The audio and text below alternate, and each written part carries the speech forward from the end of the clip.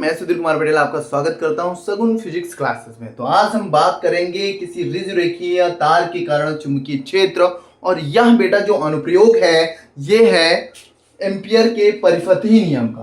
कहां से लिया गया बेटा? एम्पियर के परिपथी नियम, एम्पियर्स लॉ से, है ना, एम्पियर के नियम से। अब बात यह है कि एम्पियर का नियम होता क्या है बेटा?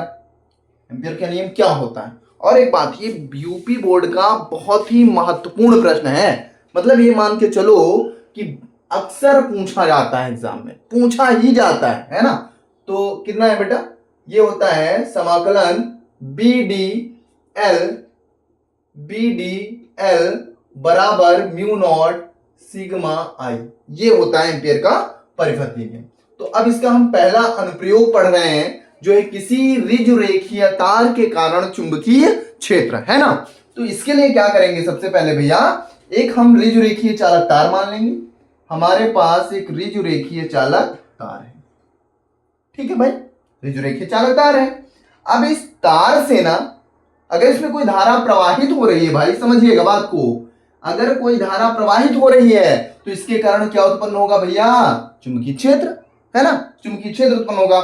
ये चुंबकीय क्षेत्र उत्पन्न होगा, लेकिन कहीं पर उत्पन्न होगा तो उस पॉइंट की हम पोजीशन लिखेंगे ना, बताएंगे। तो हम मान लेंगे इससे यहां पर एक पॉइंट P है या A है जिस पर हमको निकालना है चुंबकीय क्षेत्र, है ना। और इसकी जो दूरी है वो हम मान लेंगे R है। कितनी बेटा?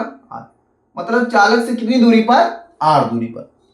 देखिए इसको बहुत अच्छे से समझना है बेटा। मतलब एक प्रकार से हम कह दें कि अगर पेपर में आ जाए ना तो पक्का टीप के आना है, बढ़िया मस्त। चलिए देखिए क्या है ना कि सबसे पहले देखिए एम्पियर का जब हम नियम पढ़े हैं बेटा, तो इसके लिए एक शब्द लूप अप्लाई किया जाता है, बंद लूप, है ना। क्या अप्लाई किया जाता है? बंद लूप। बंद लूप मतलब है कि बंद परिपथ, बंद पथ, किसी बंद पथ।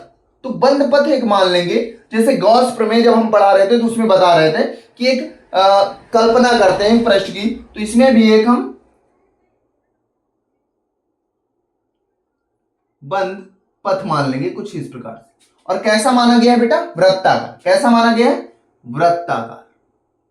वृत्ताकार बंद पथ हो गया भाई, हो गया।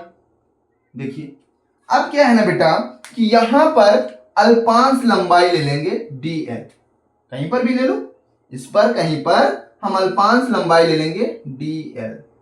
ये अल्पांश लंबाई हो गई dl, इसी पॉइंट के पास ले लेंगे dl। अब इसको समझिएगा, dl मतलब ये जो वृत्ताकार पथ माना गया, रिंग है ना, छल्ला, उस पर हम अल्पांश लंबाई ले लेंगे dl, है ना, छोटी सी लंबाई। अब देखो यहां पर अगर एम्पियर हम लॉ अप्लाई करें तो एम्पियर के नियम से, एम्पियर का जो नियम है, एम्पियर के नियम से, एम्पियर का नियम क्या कहता है बेटा? एम्पियर का नियम कहता है, यहां पे देखिए, समाकलन B डॉट dl, दोनों के ऊपर वेक्टर रहेगा, बराबर होगा म्यू नॉट सिग्मा आई, है ना। सिग्मा आई मतलब टोटल धारा आई है। अब यहां पर देखिए, इसमें जब वेक्टर हटाएंगे ना भैया, जब वेक्टर हटाएंगे तो ये डॉट गुणा है बेटा। डॉट गुणा का मतलब है, अगर कहीं पर लिखा हो, समझ लो यहाँ पे, कहां पे यहाँ पे समझा देता हूं। जैसे लिखा हो A डॉट B, तो अगर इसका वेक्टर हटा के लिखें तो हम लिख सकते हैं यहां पर A B, और यहां पे लिख सकते हैं cos थीटा। मतलब वेक्टर हटेगा तो क्या आएगा भाई? cos थीटा आएगा। क्या आएगा? cos थीटा आएगा। तो यहां पर रख दीजिए, यहां पे क्या रखेंगे? समाकलन B dl cos थीटा, है ना, और ये हो जाएगा म्यू नॉट सिग्मा आई। क्लियर बात है ना? अब समझिए, अब हमको एंगल चाहिए बेटा। क्या चाहिए? एंगल। क्या चाहिए? एंगल चाहिए, है ना, एंगल चाहिए। कैसे एंगल चाहिए? देखो एंगल निकालने के लिए सबसे पहले जो नियम मैंने आपको बताए हैं वो ध्यान रखो। पहला नियम कि पहले चुंबकीय क्षेत्र की दिशा क्रिएट कर लो, बना लो, देख लो कि चुंबकीय क्षेत्र की दिशा कैसी है। अगर चुंबकीय क्षेत्र की दिशा आ जाए तो डीएल आपको पता है, डीएल पता है, चुंबकीय क्षेत्र की दिशा, दोनों के बीच एंगल बता देना, है ना। तो सबसे पहले हम क्या बताएंगे? डीएल। तो देखो यहां पर अंगूठे को कहां रखते हैं बेटा? धारा की दिशा में, तो धारा की दिशा में हो गए, क्लियर है, धारा की दिशा में यानी ऊपर की ओर। और उंगलियों को उस बिंदु की ओर तानते हैं जिस बिंदु पर हमको चुंबकीय क्षेत्र ज्ञात करना है। तो चुंबकीय क्षेत्र बेटा कहां पे ज्ञात करना है? ए पर। कहां पर? ए पर। अब देखो हमने कर दिया ऐसे। अब देखो हथेली के लंबवत, तो हथेली ऐसे है ना बेटा अंदर की ओर, तो यहां पर जो चुंबकीय क्षेत्र होगा वो क्रॉस वाला होगा। क्रॉस वाला क्यों? क्योंकि चुंबकीय क्षेत्र अंदर की ओर जा रहा है। मैंने बताया था कि बाहर की ओर आता हो तो डॉट, मान लो सपोज तीर आपको लगेगा तो डॉट दिखेगा, है ना, जा रहा हो तो क्रॉस लगेगा। तो यहां पर क्रॉस है। अगर क्रॉस है तो हम इसको मान लेंगे मार्कर ऐसे। क्लियर है? अंदर की ओर, अंदर की ओर। क्लियर बेटा? अब देखो डीएल, तो बेटा ये रिंग है, सपोज मान लो ये चालक तार है, इस चालक तार है, ये चुंबकीय क्षेत्र तो अंदर की ओर हो गया। अब इसके बारे में बात करेंगे, ये जो डीएल, अब ये जो रिंग है वो ऐसे माना गया, ऐसे। क्लियर है? तो छोटी सी अल्पांश लंबाई ऐसे ले लेंगे यहाँ पे। तो देखो अभी चुंबकीय क्षेत्र भी इसी डायरेक्शन में था और डीएल भी इसी डायरेक्शन में, इसलिए यहां पर थीटा बराबर जो होगा, यानी ये जो थीटा निकल के आएगा, क्या आएगा भैया? 0। क्या आएगा? 0 डिग्री। अब वैल्यू रख दो, यहां पे वैल्यू रखेंगे तो क्या आएगा भाई? देखिए बी, सॉरी वेक्टर नहीं लगाना है, D L cos 0 mu naught sigma I. Total धारा, कुल धारा आई है, आई बाद में काट लेंगे, कोई दिक्कत नहीं। और कॉस 0 की जो वैल्यू होती है ना भाई बेटा, कितनी होती है? 1 होती है। 1 रख दीजिए। बी, सॉरी वेक्टर बार बार लग जा रहा है, क्या बात है। और इंटू 1 बराबर म्यू नॉट सिग्मा आई, है ना। अब देखो b को बाहर कर दो और समाकलन कर दो, dl का बराबर होगा mu naught mu naught mu naught mu naught sigma I, है ना। समझिए बात को बहुत अच्छे से, है ना। अब देखो कुछ तो नहीं रहा है कि आपको दिखने में कोई दिक्कत तो नहीं, नहीं सब सही है, बिल्कुल सही, कोई दिक्कत नहीं। अब देखिए यहां पर सिग्मा आई तो टोटल धारा आई है बेटा, तो हम लिख सकते हैं सिग्मा आई बराबर आई, है ना। क्योंकि कोई बहुत सारी धाराएं, अगर मान लो 2-4 धाराएं और जा रही होती तो उनको प्लस कर लेते, लेकिन ऐसा है नहीं, केवल एक ही धारा है, तो सिग्मा आई बराबर आई, है ना। ठीक है। अब देखो डीएल का समाकलन करेंगे तो यल आएगा। एल का मतलब सोचो इसको बात, डीएल यहां पर, डीएल यहां पर, डीएल यहां पर, डीएल यहां पर, डीएल है, सारे DL DL DL DL DL मिलकर तो भी तो एल बनाएंगे, है ना। और जब सभी डीएल मिलकर एल बनाएंगे तो यल हो जाएगी इस वृत्त की परिधि, मतलब जो तुमने बंद एम्पियर पथ माना है, ये जो बंद एम्पियर पथ माना है ये हो जाएगा, हम कह सकते हैं ये आपने क्या माना है? बंद एम्पियर पथ। क्या माना है बेटा? बंद एम्पियर पथ। और है कैसा? ये वृत्ताकार, मैंने लिखा था यहां पर, कैसा है? वृत्ताकार है। अब आपको पता है कि जब डीएल डीएल डीएल डीएल सभी जोड़ेंगे तो भैया क्या बन जाएगा? एल बन जाएगा, मतलब पूरा बन जाएगा, है ना। तो ये पूरा वृत्त बन जाएगा। तो हम यहाँ पे लिख लेंगे, क्या लिखेंगे भाई? देखिए बी और ये हो जाएगा एल, क्योंकि इसका समाकलन करेंगे तो भैया ये आएगा म्यू नॉट आई। क्लियर है ना।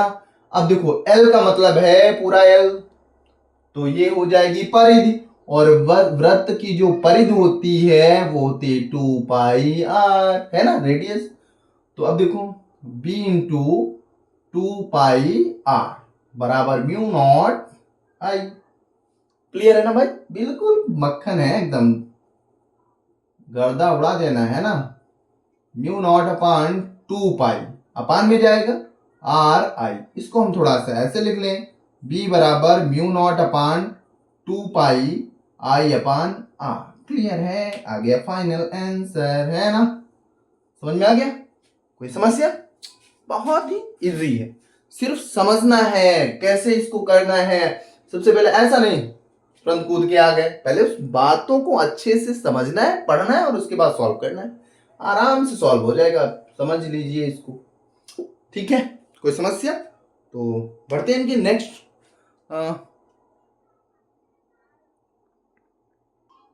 ठीक है ना बेटा। तो अब हम बात करेंगे किसी प्रणालिका के अक्ष पर चुंबकीय क्षेत्र। अब यहां पर आपको समझना है कि प्रणालिका होती कैसी, प्रणालिका कैसी होती है, क्योंकि जब तक प्रणालिका ही नहीं पता है तो उसका ना तो अक्ष समझ में आएगा, ना तो प्रणालिका समझ में आएगी और ना तो जो डेरिवेशन करवा रहे हैं ये समझ में आएगा, है ना। तो सबसे पहले हम बात करेंगे बेटा प्रणालिका के अक्ष पर। तो पहले मान लो कि प्रणालिका होती कैसी। ये एम्पियर्स के जो लॉ है, एम्पियर का जो नियम है, एम्पियर नियम का सेकेंड अनुप्रयोग है। कौन सा बेटा? सेकेंड अनुप्रयोग। सेकेंड अनुप्रयोग, सेकेंड अनुप्रयोग है, बहुत इंपॉर्टेंट है ना। बहुत अच्छे से इसको कंप्लीट करना। सब बेहतरीन कॉन्सेप्ट पढ़ाए जा रहे हैं, बहुत ही मस्त कह सकते हैं, जो पेपर में पूछे ही जाते हैं। क्लियर है ना भैया? तो चलिए देखते हैं। तो इसके लिए सबसे पहले प्रणालिका के बारे में बात करेंगे। प्रणालिका होती कैसी है भैया? तो इसके लिए हम क्या करेंगे, सबसे पहले एक बेलनाकार आकार की एक आकृति होगी, कोई भी बेलन हो सकता है, क्रोड होती। क्या होता है कि इस पर बहुत सारे तारों को, जैसे मार्कर, अब क्या करेंगे, इसमें बहुत सारे तारों को क्या कर दिया जाता है बेटा? लपेट दिया जाता है। तो ऐसा जो कंप्लीट होता है ये हो जाएगी प्रणालिका। क्या हो जाएगी बेटा? प्रणालिका हो जाएगी। क्लियर है ना भैया? तो आपकी प्रणालिका बन के कंप्लीट हो जाए और फिर हम बात करेंगे इसके अक्ष पर चुंबकीय क्षेत्र, है ना। चलिए, ये प्रणालिका बन के तैयार हो गई। यहां से एक तार आएगा जिससे धारा जाएगी और यहां से एक धार निकलेगा जिससे ऊपर की ओर हम निकाल सकते हैं ऐसे। क्लियर है ना? अब देखो, समझना क्या है कि इसमें मान लेंगे बेटा कि धारा इधर से प्रवेश कर रही होगी, तो ऐसे जाकर पीछे से जाकर बाहर आएगी। तो कुछ इस प्रकार से धारा की दिशा, डायरेक्शन है। ये क्या है? धारा है बेटा। क्या है? धारा प्रवाहित हो रही है ना। इसमें कितनी धारा प्रवाहित हो रही लिखेंगे। तो क्या है ना कि सबसे पहले लेंगे, अब बात करेंगे कहां पे बेटा? अक्ष। अक्ष मतलब जिस अक्ष पे रखी, तो ये किस एक्सिस पर रखी? एक्स एक्सिस पर रखी है ना। ये एक्स एक्सिस है, वाई तो किस अक्ष पे रखी? एक्स। तो इस एक्स अक्ष पे निकालना है ना, प्रणालिका के अक्ष पर। तो क्या है ना भैया कि अब इसके तो क्या करेंगे, मान लेंगे कि माना एक प्रणालिका है, प्रणालिका है जिसकी लंबाई बेटा, है ना, इसकी कुछ लंबाई भी तो होगी, जिसकी लंबाई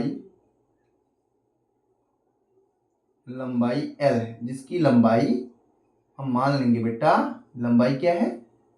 एल है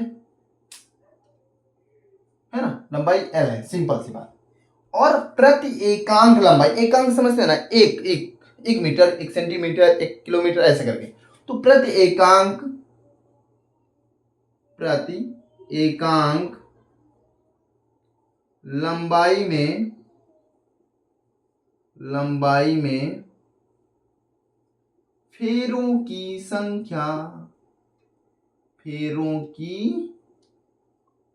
संख्या हम स्मॉल एन मानेंगे, और अगर पूरी प्रणालिका में मानेंगे तो कैपिटल एन।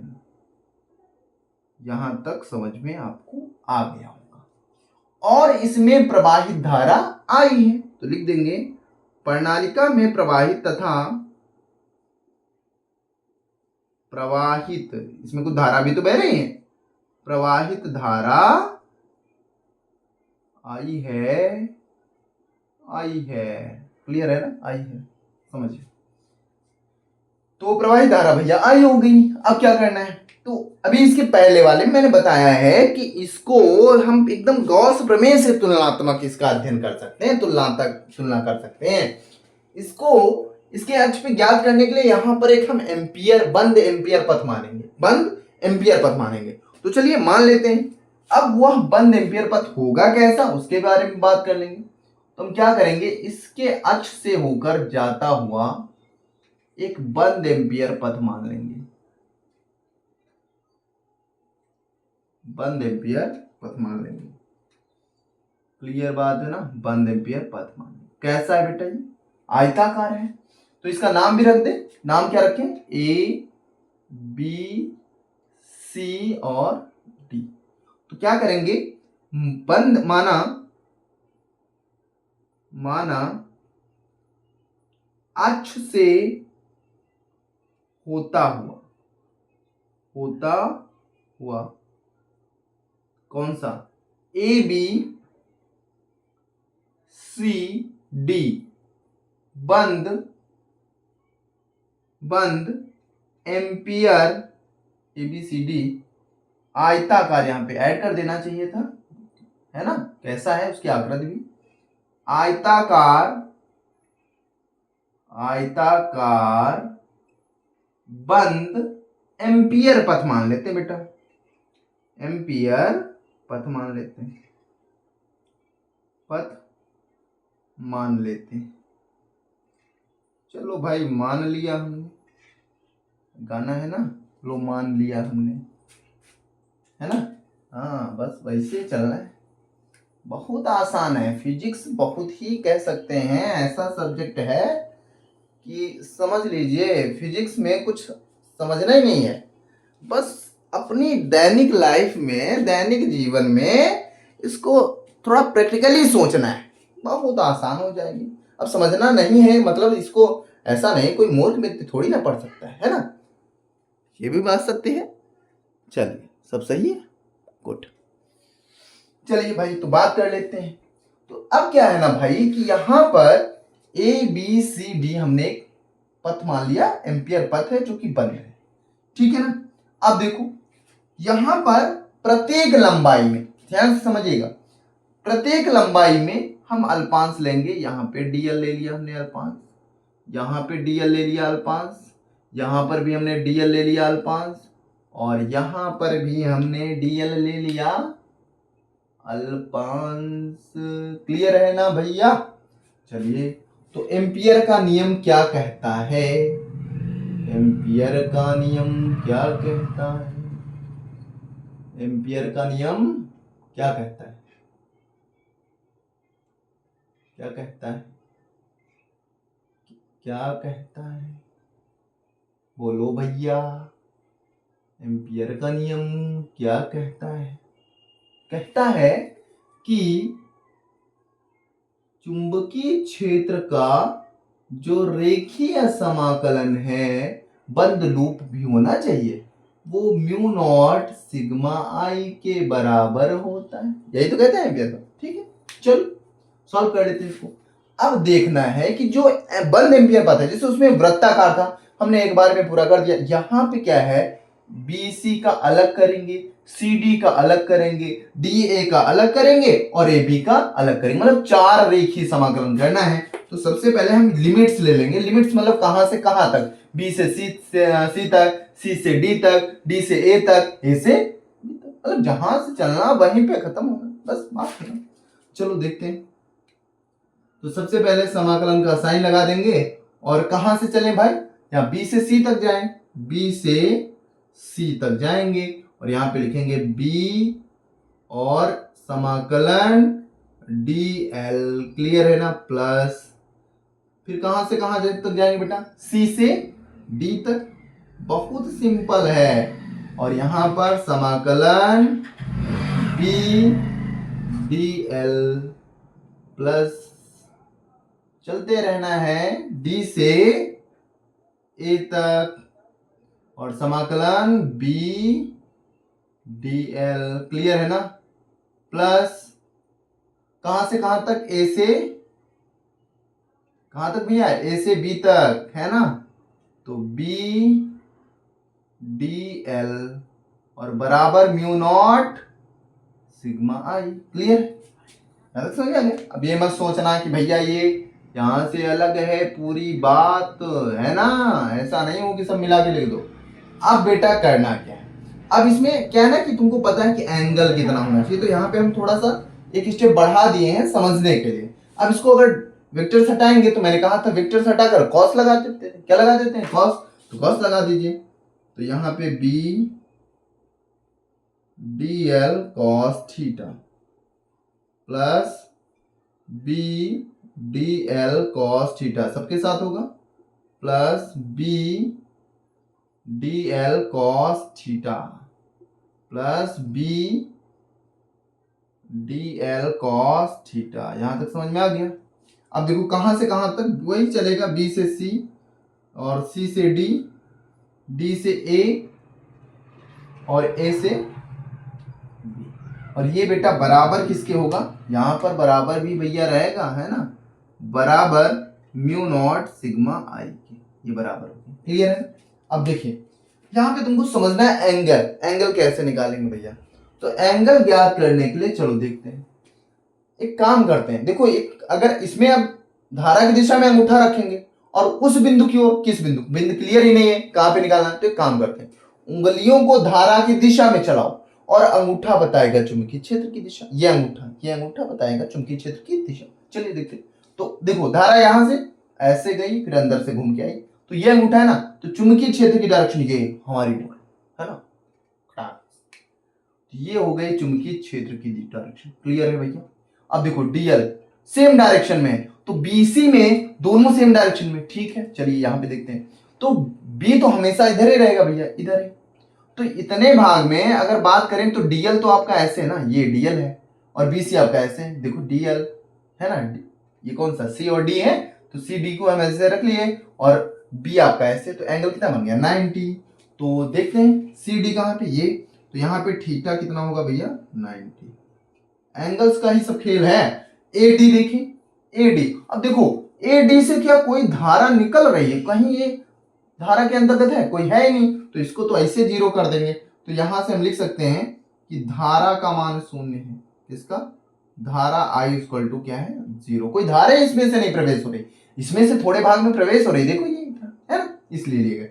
उसके बाद ए बी, ए बी कहाँ है, ये वाला, देखो इसमें भी भैया देखो चुंबकीय क्षेत्र ये हो गया, डीएल ऐसे है ना, तो थीटा कितना बना है 90, तो थीटा कितना होगा भैया 90।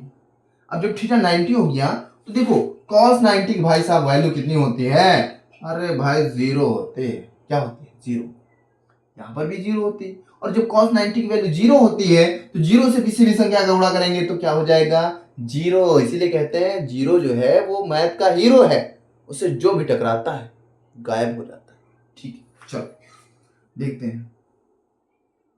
तो B से C तक और B D L cos theta बचा, बाकी सब हो गया भैया जीरो। क्या हो गया zero, mu naught sigma I, है ना।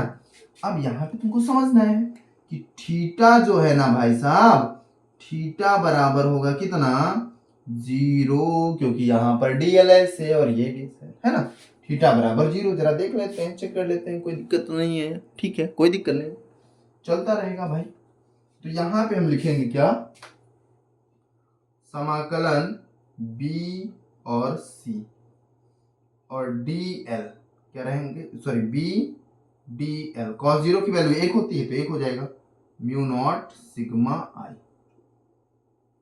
अब इसका हम क्या करेंगे, समाकलन करेंगे। जब समाकलन करेंगे भैया तो यहां पे ये हो जाएगा b, चलिए देखिए समाकलन करेंगे तो b का तो आपका b ही रहेगा, उसका समाकलन नहीं होना है।